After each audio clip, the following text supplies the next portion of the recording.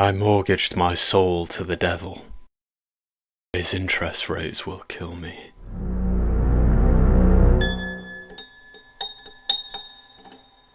Don't laugh. I made a delirious decision, and I was far too flippant about the price tag. It's not death that I dread, as such. I fear the bottomless pit that death precedes. My wife became sick in October 2022, and there wasn't enough money or medicine in the world to save her. We were simply enjoying what time we had left. However, in January of 2023, my oldest friend proposed a sickening solution. Lenny always has a solution, and it's not often a good one.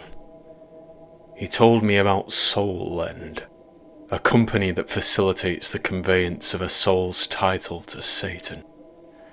Very funny, I said. No, I'm serious, Zane. You need help right now. And the guy downstairs can make anything happen, Lenny said. I won't be able to afford the devil's prices in this market, I joked. He doesn't charge money, Lenny replied. No? Then how would I repay the debt and reclaim my soul? I asked. What passes as currency in hell? How should I know? This all came from the mouth of Tony, Lenny said, shrugging.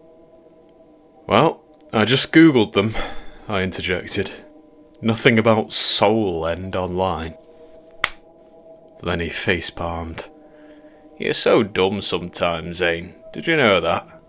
They're obviously not flaunting their services publicly. Are you even taking me seriously? I thought you were religious. I am, I solemnly replied. You know that. I believe the devil exists. Right, so what's the big deal? Lenny asked. I shrugged. Hope is a dangerous thing, mate. I just have to accept the bad hand I've been dealt. No, you don't. Screw that. Look, let me text Tony for you. He'll give you some details, Lenny said. Ceaselessly persistent, Lenny messaged his friend, and I received a text from an anonymous number only a few minutes later. Lenny nodded at my phone, which was sitting on the bar counter, and I hesitantly picked it up. I hadn't planned on doing anything rash, but things quickly slipped away from me. Hi Zane, Tony here. So sorry to hear about Natalie. I actually work for SoulLend, and I'll tell you how this works. I'll even put together a fair plan for you. Best, Anthony, the message read. I replied, thanks. How much will this cost? In terms of money, nothing. It'll cost you everything else, though. It's not a permanent transfer of ownership, but the road to reclaiming your soul isn't an easy one. Do you believe in the devil, Zane? I do, I replied. But I don't know whether I believe in the validity of your service. Oh, you will, Tony messaged. Are you on board? I paused before replying. Well, Natalie doesn't exactly have any other options, so I might as well give it a shot. Yes. What do I have to do? It's already been done, Zane. Have a good day. I wasn't sure what to make of that final reply. I'm not necessarily a devout Christian. I haven't been to church in years. And, despite what I told Lenny, my faith has wavered over the years. But there are things we don't understand in this world. And that was certainly the case when Natalie and I visited the doctor 2 days later. I am completely baffled, the doctor said. As I told you a couple of months ago, your condition was untreatable, incurable. But your recent scans show no trace of it, Natalie. We misdiagnosed you, and I am so sorry. Sorry? Why are you apologising for giving me the best news of my life? My wife laughed. Natalie jubilantly sobbed and tightly embraced me. Meanwhile, I was locking eyes with the incredulous doctor. There was only one explanation, and a wave of fear flooded my body. What had I done? It was such a conflicting feeling. I was euphoric about my wife's well-being, but terrified of what it confirmed. The devil was real, and he owned my soul. Suddenly, the hospital was plunged into a world of silence. My tearful wife stiffened, as did the doctor sitting opposite us. I sharply inhaled, overcome by terror. "Hello, Zane." The whisper billowed against the window pane, so I rose to my feet. The sourceless voice was neither warm nor cold, certainly not human. Looking out of the window, the entire world seemed to have stopped moving. Cars, birds, trees, and people. Everything was stuck in a ceaseless stasis. Everything but the sky.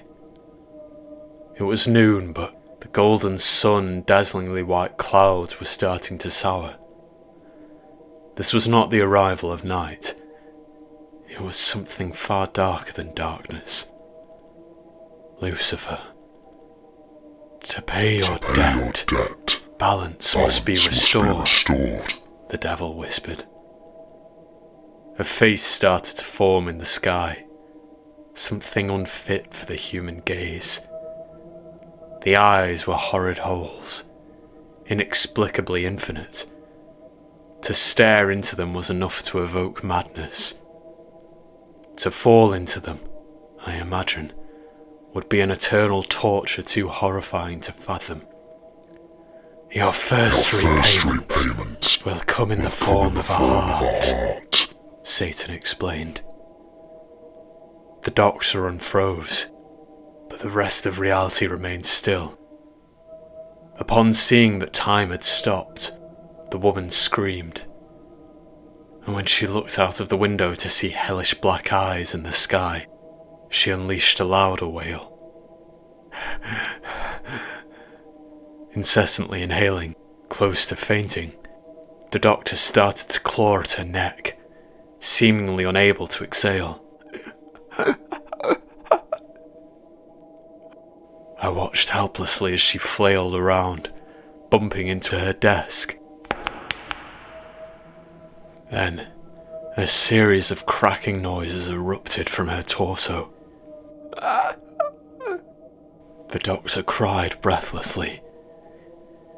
Bone by bone, her ribcage was starting to snap. I understood what was happening.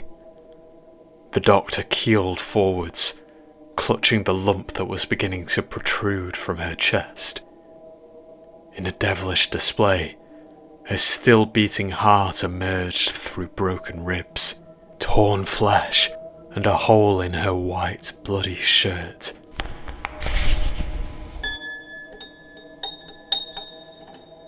The doctor collapsed into a pool of her quickly congealing blood. Though I wasn't frozen in time, I barely moved. I barely felt able to think. Words eventually slithered from my mouth as I locked eyes with the devil. How do I explain this? I asked. At that moment, the ceiling above the doctor caved inwards.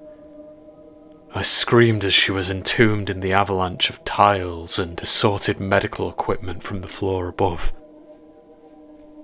Both Natalie and I were unscathed, physically. The next repayment will be costlier for you, the devil promised. I don't know what the king of hell meant. The natural flow of time resumed. My wife screamed at the sight of the rubble atop her doctor. She was mostly perplexed as to how she hadn't seen it tumble through the ceiling. She didn't seem to notice that I had suddenly left my chair. Since that day, I haven't been able to focus on anything. I haven't been able to eat or sleep properly. I'm watching and waiting. Every time my wife slows her movements, I clasp my mouth to stop myself from screaming. I fear the next time stop. I don't want to know what else might constitute repayment in Satan's eyes. Will I ever fully pay off my mortgaged soul? What will he claim next?